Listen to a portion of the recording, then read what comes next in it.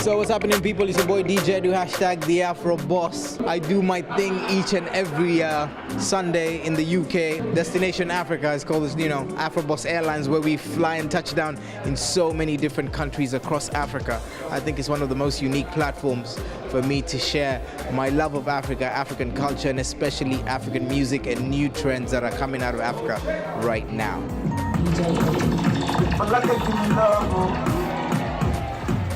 So it's my second time to come out to South by Southwest, and it's amazing to see just how far our culture and our music has traveled. I know people come out here to connect, different labels, different artists, DJs and all that, but coming here and connecting with people from the continent and from the diaspora who share the love for our music that's coming out of Africa right now makes South by Southwest for me even more special, because the timing is perfect, because the music is ripe and it's ready to go, and the world is focusing on our music. It's the best time to be at South by Southwest.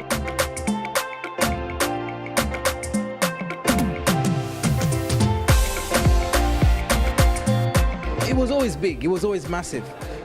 Because across the continents, you remember in Kenya, we're dancing to music from Congo, from South Africa. Ghanaians and Nigerians were listening to the hip life and high life. For me, what's made it bigger is Africa has created superstars, and people have started to love their own and promote their own. So people are like paying attention to what this is, new wave that people are, are looking at. When you find you have big superstars who are making music and telling stories that you can relate to, as opposed to, somebody talking about the Bronx or Drake talking about Toronto. From Africa, you can't relate to that. But when somebody's talking about Nairobi, Soweto, Ghana, Kumasi Market, those are stories and pictures that you can relate to.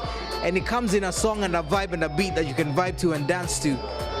Icing on the cake, it's amazing. And that's why we have big superstars and the music is big enough, and that's why everyone is looking in on African music.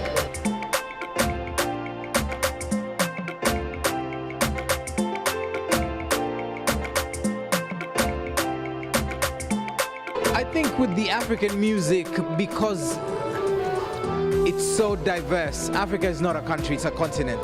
And we're influenced by different things, and there's so many different styles and genres that come out of Africa. I think having that uniqueness is not a problem. Just the umbrella of African music, for me, urban African music, makes it more welcoming, and it's more like opening one door and then going into other more little doors, because those many genres confuse people sometimes. And calling it Afrobeat has also made, the old school fight with the new school. They're like, what's this? This is not Afrobeat, this is Afrobeat. So where would you put South African house? Where would you put this new genre from South Africa called Gqom? Where would you put Genge? Where do you put Z beats? That's why I don't mind them having those structures and having those names. At the end of the day, the music is about the feeling. When an African song comes on, you feel it. And that's the whole difference. Regardless of what it's called and where it's from, you feel the vibe. And that's what they can't take away from it.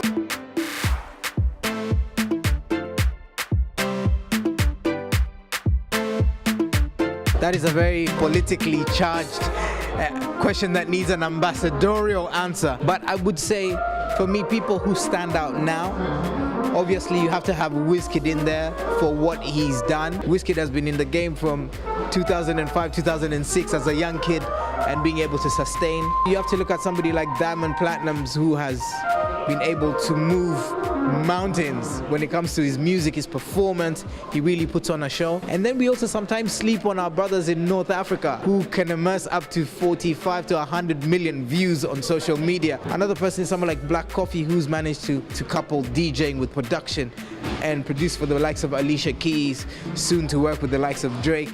And where would I be without my Sauti Soul being able to take Kenyan music, remarket it and package it in a way that the world can pay attention to it? Because no one is paying attention to Kenyan music because we don't have a long history, as opposed to like Ghana and Nigeria, who are fella.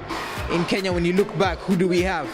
We don't have much, but Sauti Sol at least have come and put a stamp and put something out for us to be able to be proud of. I know they always mention the guys, because the ladies have to work 10 times as hard. Like Yemi Alade put it, right from the knickers and the bra you're gonna wear, guys don't have to worry about that. It's 10 times as hard for a female artist to come out and do their thing. That's why you have to rate the likes of Victoria Kimani, Boosie, of course, Tiwa Savage, Yemi Alade. You know, they're females who are doing it. For them, it's much harder. It's not as easy as the guys. They have to deal with emotions, being judged, too sexy, too this. And of course, I can't forget them. They have a special place, not in the top 5. They have a special place because they are kind of like the cornerstone of this music, because when you look at the people who do the makeup, the dancing, mostly it's the ladies, so they attract people into the genre of music in different ways.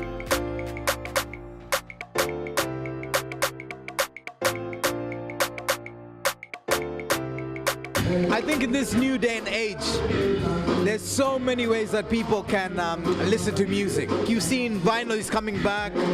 I think it's all sentimental and time and place, because times are changing and you have to adapt to what's hot and what's happening. I think streaming, on one hand, helps your music to be put alongside, you know, other music across the world, where before, if you had to distribute via CD, you'd have to have a very big distribution budget to put your songs in so many different places. Myself, I'm kind of like streaming African music to the world, so I can't disrespect those channels, because they open up our music to places where you'd never be able to reach. The only problem is the remuneration. You know, they pay such little money but make so much out of advertising and all those other things. You know, everything has a positive and a negative, but I think it still adds to the flavor of the sound and making it travel to places. You know, you can make your music in Kenya today, put it on Spotify, and a kid in Japan is dancing to it. That is power, which means it's opened up doors to you being able to perform shows. I'm in South by Southwest because of the same thing. Let's dwell on the positive and see what we can do, you know, with what we have and just grow. Yo, it's DJ Edu, Afro Boss at the Belmont, South by Southwest. We done talking. It's about to go and do some business. No, not the real business, because I'm playing later on. What about now, though? It's the sound check thing, so it's all a vibe thing. Yeah. How many people dance to a sound check, man? Come on.